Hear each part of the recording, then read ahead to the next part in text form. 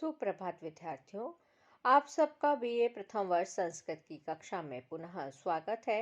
अभी तक हमने लघु सिद्धांत कौमुदी से संज्ञा प्रकरण और संधि प्रकरण का अच संधि प्रकरण पढ़ लिया है। आज हम समास के बारे में चर्चा करेंगे।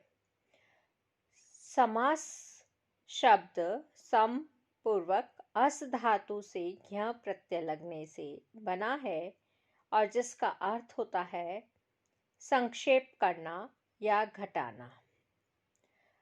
परस्पर संबद्ध अर्थ वाली दो या दो से अधिक पदों को मिलाकर जब एक पद बनाया जाता है तो इस वृत्ति को समास वृत्ति कहा जाता है और इस प्रक्रिया द्वारा बने हुए पद को समस्त पद कहते हैं। समास के निम्न प्रमुख भेद हैं। द्वंद्वो अस्मिन् द्विगुरपि च ग्रहे च सततम् अव्ययीभावः तत्पुरुषः क्रमधार्यः येनाहं स्याम बहुव्रीहि। पहला भेद है अव्ययी भाव, दूसरा भेद है तत्पुरुष समास। उसके अंतर्गत दो समास और आ जाते हैं, कर्मधारय व द्विगु। तीसरा बहुव्रीहि समास है और चौथा द्वंद्व समास। तत्पुरुष समास के भी अनेक उपभेद होते हैं, जैसे विभक्ति तत्पुरुष, आलोक तत्पुरुष, प्रादि तत्पुरुष, गति तत्पुरुष, उपपद तत्पुरुष, न्याय तत्पुरुष, कर्मधारय तथा द्विगु। कर्मधारय तथा द्विगु नाम के उपभेदों को कभी कभी प्रमुख भेद भी गिन लिया जाता है। इस प्रकार समास के 6 भेद हो जाते हैं। हमने पहले जो 4 भेद बताए, अव्ययी भाव, तत्पुरुष, बहुव्रीहि और द्वंद्व, इन 4 भेदों के अतिरिक्त एक भेद केवल समास भी माना जाता है जो विशेष नाम से रहित है। इसमें प्राय विभक्ति का लोप नहीं होता। अब हम सर्वप्रथम अव्ययी भाव समास के बारे में चर्चा करते हैं। जिस समस्त पद में पूर्व पद प्रधान हो तथा यह पूर्व पद अव्यय, उपसर्ग या निपात हो तथा दूसरा पद संज्ञा हो, वह अव्ययी भाव समास कहलाता है। इस समास में पूर्व पद का अर्थ प्रधान होता है।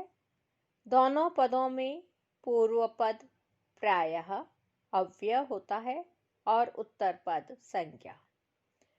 पूर्व पद तथा उत्तर पद मिलकर बना समस्त पद भी अव्यय बन जाता है। अव्ययी भाव समास वाले शब्द सदैव नपुंसकलिंग में होते हैं, जिनके रूप नहीं चलते। जैसे उपगंगम शब्द में गंगा की अपेक्षा उप शब्द प्रधान है, जो कि पूर्व पद एवं अव्यय है। यह गंगा के साथ मिलकर उपगंगम बन जाता है। यह उपगंगम एक नपुंसकलिंग अव्यय है, जिसके की रूप नहीं चलते।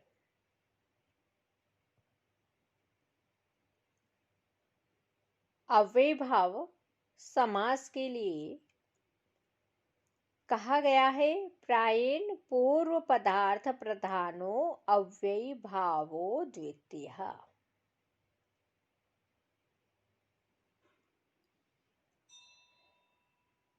समस्त पद बनाने के कुछ नियम हैं। पहला नियम है, संज्ञा शब्दों के अंतिम दीर्घ स्वर को ह्रस्व स्वर हो जाता है। यथा उपगु गौ, इसका विग्रह है गौ समीपम। उपवधु वध्या समीपम। गोपः अधिगोपम गोपः तस्मिन्। उपगंगम यह समस्त पद है और इसका विग्रह होगा गंगाया समीपम। उपनदी नद्याः समीपम।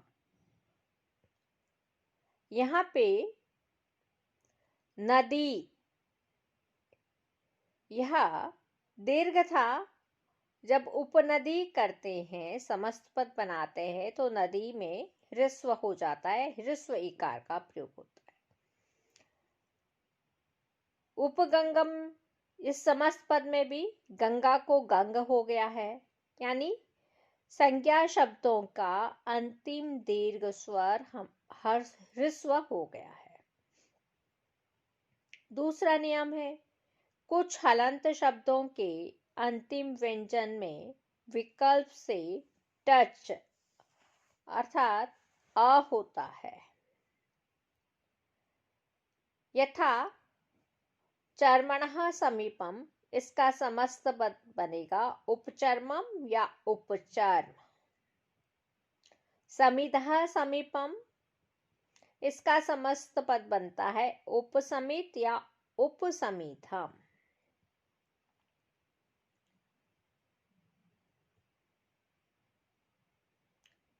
हमारे कोर्स में जो प्रश्न पत्र में पूछा जाता है वह समस्त पद होता है, उसका आपको विग्रह करना होता है। यथा उपशर्दम, यह समस्त पद है। अब इसका विग्रह करेंगे और समास का नाम बताएंगे। तो विग्रह होगा शरदः समीपम। समास होगा अव्ययी भाव समास। अव्ययी भाव समास की पहचान है कि पूर्व पद या तो प्रधान होता है और पूर्व पद अव्यय हो, उपसर्ग हो या निपात हो। उप क्या है? उपसर्ग है, इसलिए यहाँ पर अव्ययी भाव समास है। साथ ही यह नपुंसकलिंग होता है। अव्ययी भाव समास हमेशा ही नपुंसकलिंग में ही होता है। उपसर्दम, यह भी नपुंसकलिंग है, इसलिए यहाँ पर अव्ययी भाव समास है। पहचानने में कोई दिक्कत नहीं आती है। अब मैं कुछ समस्त अव्ययी भाव समास के समस्त पद बोल रही हूँ और उसका विग्रह कर रही हूँ। उपदिशम, दिशः समीपम। उपजरसम, जरायाः समीपम।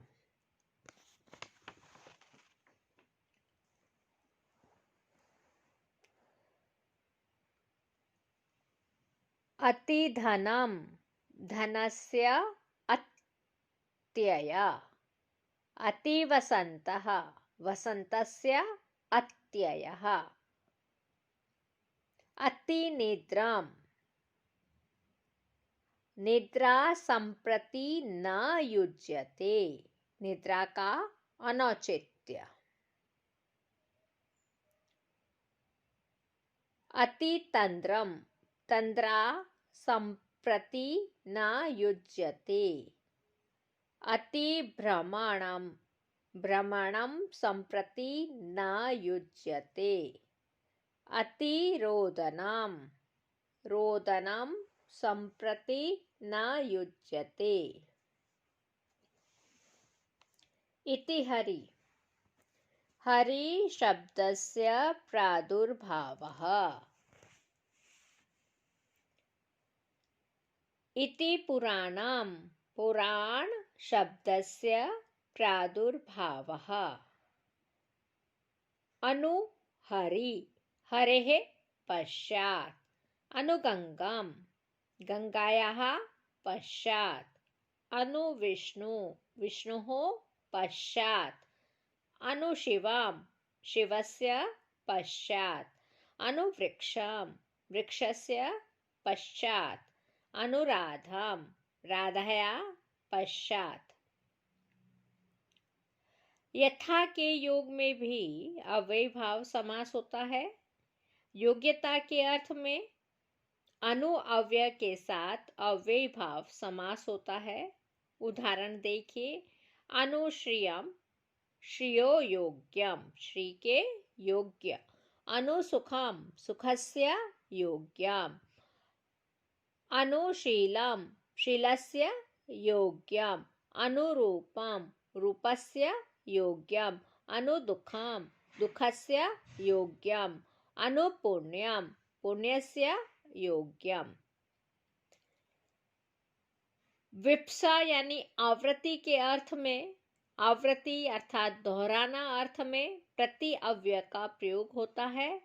विग्रह में उत्तर पद में द्वितीय विभक्ति लगाकर तथा पद को 2 बार लिख कर प्रति शब्द, या उत्तर पद में सप्तमी विभक्ति लगाकर तथा पद को 2 बार लिखकर इति शब्द लिखा जाता है। उदाहरण देखिए, प्रत्येकम,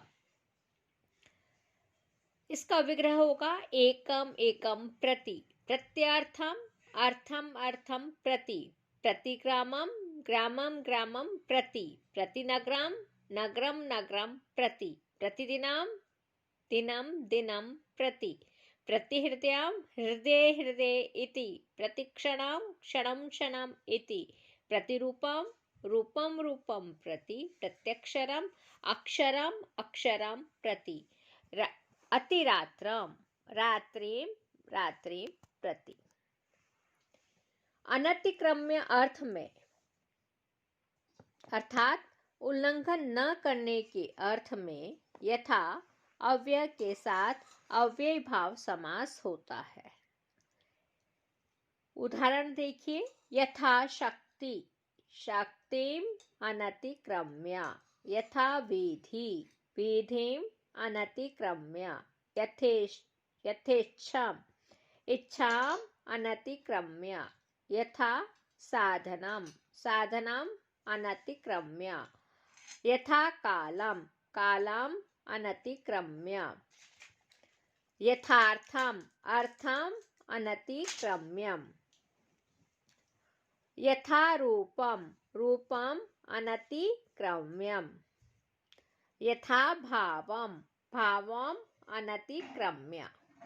अनुपवर्य अर्थ में भी अव्यय का प्रयोग होता है और विग्रह में उत्तर पद में षष्ठी विभक्ति लगाकर बाद में अनुपवर्यीन शब्द लिखा जाता है। उदाहरण है,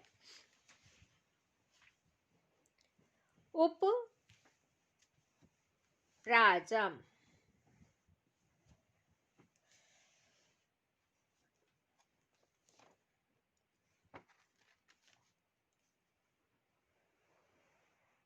उपराजम का विग्रह होगा राज्ञः समीपम अध्यात्मम आत्मनि इति। उपसमिधाम उपसमित समितः समीपम। अव्यय भाव समास इन अर्थों में होता है, अव्ययम विभक्ति समीप समृद्धि व्यरध्यर्थाभावत्यत्यय संप्रति शब्द प्रादुर्भाव पश्चात यथानुपवर्यः योगपद्यः सादृश्य संपत्ति साकल्यांत वचनेषु। अर्थात विभक्ति समीप समृद्धि व्यरिद्धि अर्थाभाव अव्यय असंप्रति शब्द प्रादुर्भाव पश्चात यथा अनुपवर्यः योगपद्य सादृश्य संप्रति साकल्य अंत आदि अर्थों में अव्ययी भाव समास होता है और इन अर्थों में अधि दूर उप सु निस नीर अति इति अनु प्रति यथा सह आ परम सम आदि अव्यव उपसर्ग का प्रयोग होता है। सबसे पहले हम विभक्ति अर्थ में सप्तमी विभक्ति के अर्थ में अधि अव्यय का प्रयोग होता है, उसके उदाहरण देखते हैं। अधिहरि का उदाहरण है, विग्रह होगा हरौ इति। अधिगंगम गंगायाम इति। अध्यात्मम आत्मनि इति। अधिगोपाम गोपे इति, अधियमुनाम यमुनायाम इति। समीप अर्थ में उपव्यय का प्रयोग होता है। उदाहरण देखिए, उपतटम तटस्य समीपम, उपराजम राज्ञः समीपम, उपगुरुं गुरोः समीपम, उपचर्मं चर्मणः समीपम, उपशरदं शरदः समीपम, उपजरसां जरसः समीपम, उपगु गोः समीपम, उपनगरं नगरस्य समीपम, उपयमुनां यमुनायाः समीपम, उपयमुनां यमुनायाः समीपम, उपगंगम गंगायाः समीपम। समृद्धि के अर्थ में सु अव्यय का प्रयोग होता है। इसके उदाहरण देखिए, सुमद्रम मद्राणाम समृद्धि, सुकलिंगम कलिंगानाम समृद्धि, सुवैश्यम वैश्यानाम समृद्धि। आज हम यहीं पर समाप्त करते हैं। कल पुनः इसी विषय पर चर्चा करेंगे। धन्यवाद।